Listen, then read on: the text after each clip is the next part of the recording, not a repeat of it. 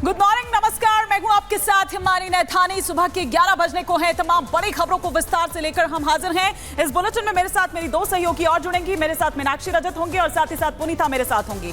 लेकिन सबसे पहले आपको बता दूं कि राजस्थान के भीलवाड़ा से एक बड़ी खबर आती है। किस तरह से राजस्थान के भीलवाड़ा को हिंसा की आग में झोंकने की कोशिश की जाती है। ये दो तस्वीरें उसकी तस्दीक करती है।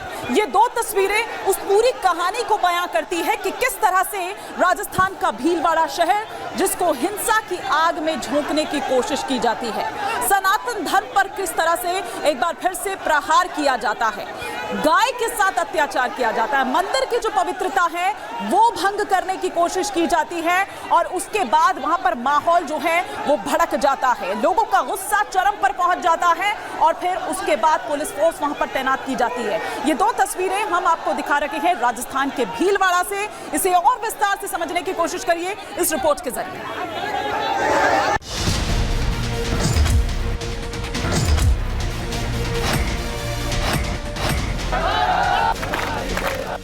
क्या भीलवाड़ा में दंगे की साजिश रची गई?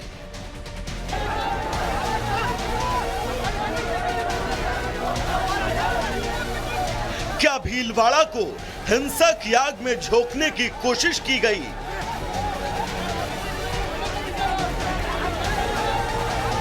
आखिर वो कौन लोग हैं जिन्होंने हिंदुओं के धार्मिक भावनाओं को भड़काने की कोशिश की है? ये कुछ ऐसे सवाल हैं जो भीलवाड़ा के रहने वाले लोगों के अब मन में गूंज रहे हैं। भीलवाड़ा में क्या हुआ ये बताने से पहले आपको हंगामे की कुछ तस्वीर दिखाते हैं। सड़कों पर मौजूद लोग गुस्से में हैं, नारेबाजी कर रहे हैं, धरना दे रहे हैं और प्रशासन को चेतावनी भी। भीलवाड़ा शहर की सड़कों पर उमड़ी ये भीड़ बेहद गुस्से में है। किसी ने इनकी धार्मिक भावनाएं आहत करने की कोशिश की है। दरअसल रविवार को शहर के मुख्य इलाके में मौजूद एक मंदिर के पास किसी ने एक गाय की पूंछ काट दी। सिर्फ पूंछ ही नहीं काटी, बल्कि लोगों को उकसाने के लिए पूंछ को मंदिर के गेट पर फेंक दिया। जैसे ही स्थानीय लोगों ने तड़पती हुई गाय को देखा, उनका गुस्सा सातवें आसमान पर आ गया।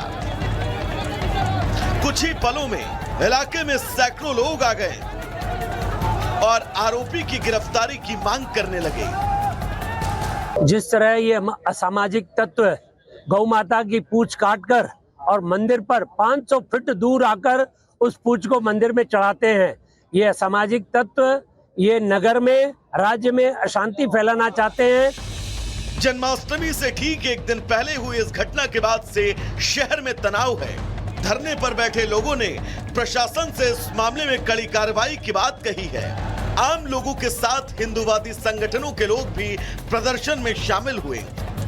प्रदर्शन करने वालों का आरोप था कि इस वारदात के पीछे कोई शरारती इंसान नहीं, बल्कि सोची समझी साजिश है जिसमें कई लोग शामिल हो सकते हैं। आरोप है कि जानबूझकर हिंदुओं को भड़काने और उकसाने के लिए काम किया गया है।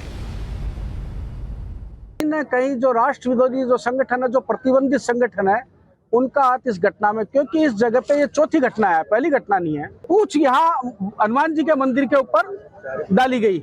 इसका मतलब हिंदू समाज आंदोलित हो, दंगा हो और संपत्ति का नुकसान हो, वो ये चाहते हैं। लोगों को शांत कराने के लिए प्रशासन ने हल्का बल प्रयोग किया। प्रशासन का दावा है कि जल्द ही इस साजिश का पर्दाफाश होगा। प्रशासन ने शहर में धारा 144 लागू कर दी है। मेरे सभी भीलवाड़ा शहरवासियों से, जिलेवासियों से अपील है, हम इसमें बिल्कुल तुरंत कार्रवाई करेंगे और प्रकरण पंजीबद्ध कर जो भी अभियुक्तों की शीघ्र गिरफ्तारी की जाएगी।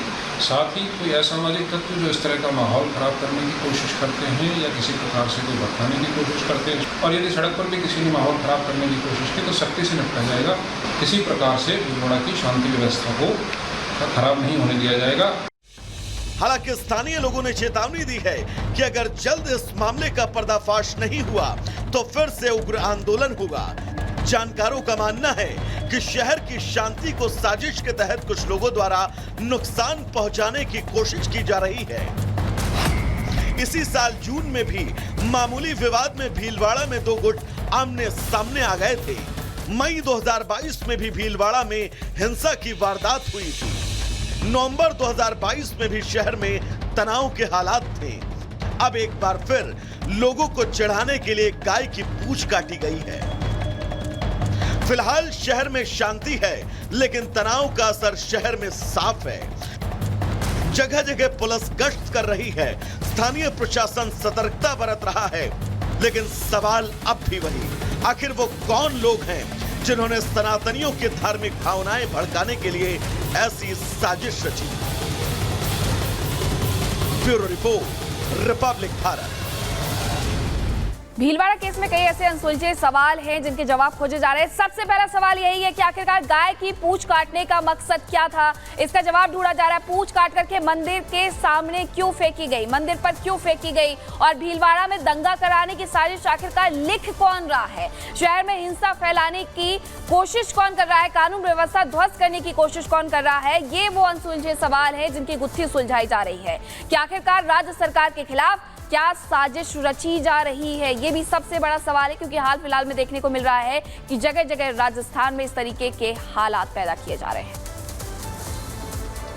तो सवाल कई है और इसी सवाल का जवाब इस वक्त हर कोई जानना चाहता है कि आखिर राजस्थान में जो बार बार हो रहा है उससे आखिर खराब करने की, यानी कि माहौल खराब करने की कोशिश कौन कर रहा है। बहरहाल अमरदीप का रुख कर लेते हैं, हमारे सहयोगी भीलवाड़ा से जुड़ चुके हैं। अमरदीप, दो सवाल, एक ये कि अभी भीलवाड़ा में क्या स्थिति बनी हुई है, दूसरा ये कि पहले उदयपुर और अब भीलवाड़ा, आखिर क्या हो रहा है राजस्थान में और इसके पीछे किसकी साजिश।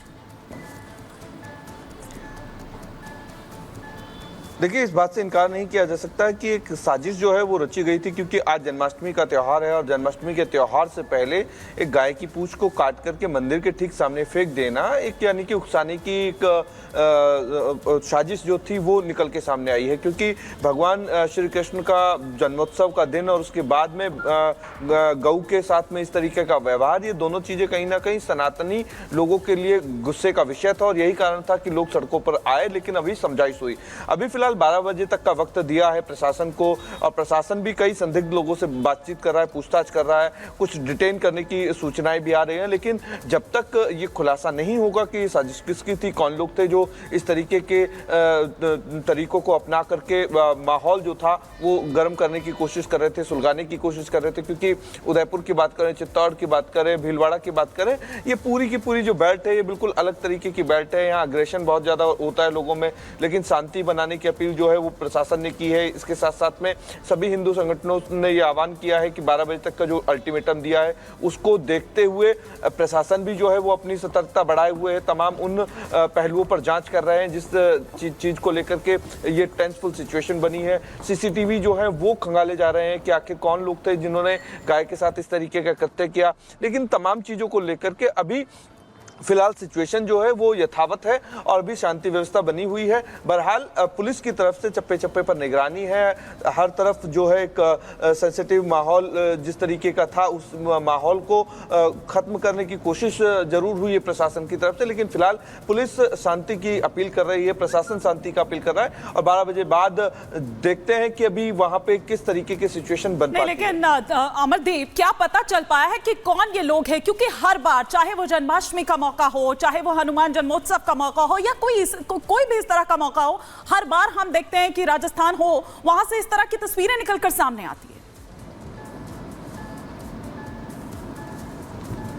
देखिए, बिल्कुल इसमें कोई दोहराई नहीं है कि इस तरीके की सिचुएशन पैदा करने का मकसद क्या रहता है और त्योहारों को, हिंदू त्योहारों को क्यों चुना जाता है, उससे पहले उस चीज़ के माहौल को बिगाड़ने की कोशिश क्यों होती है। तमाम वो सवाल हैं जो प्रशासन को, शासन को और पुलिस को खोजने भी पड़ेंगे, उन पर दुरुस्ती का काम भी होना चाहिए। लेकिन उससे ठीक पहले अब आज जन्माष्टमी का त्यौहार है और भगवान श्री कृष्ण का ताल्लुक जो है वो कहीं ना कहीं गाय से सीधा है। क्योंकि गौ माता को लेकर के, गौपालक को लेकर के एक भगवान श्री कृष्ण का रूप भी देखा जाता है। उसी वक्त ये सारा घटनाक्रम होता है। ठीक वहां से 100 किलोमीटर की दूरी पर, 80 किलोमीटर की दूरी पर सामाजिक सेठ का बहुत बड़ा मंदिर है, जहाँ की पूरे तरीके से कह सकते हैं कि एक बड़ी अलग महिमा है। तो एक पूरी इस बेल्ट को कौन डिस्टर्ब करना चाह रहा था, वो कौन ऐसे अनसोशल एलिमेंट थे जो बिगाड़ना चाहते थे माहौल, उन चीजों को लेकर के अभी पुलिस छानबीन कर रही है। कुछ लोगों को डिटेन किया है, पूछताछ होगी और उसके बाद ये खुलासा हो पाएगा कि आखिर इनका मकसद क्या था। बिल्कुल, बहुत शुक्रिया आपका तमाम जानकारी के लिए। और खबरों में अब आगे बढ़ेंगे, आपको दिखाएंगे कोलकाता की खबर।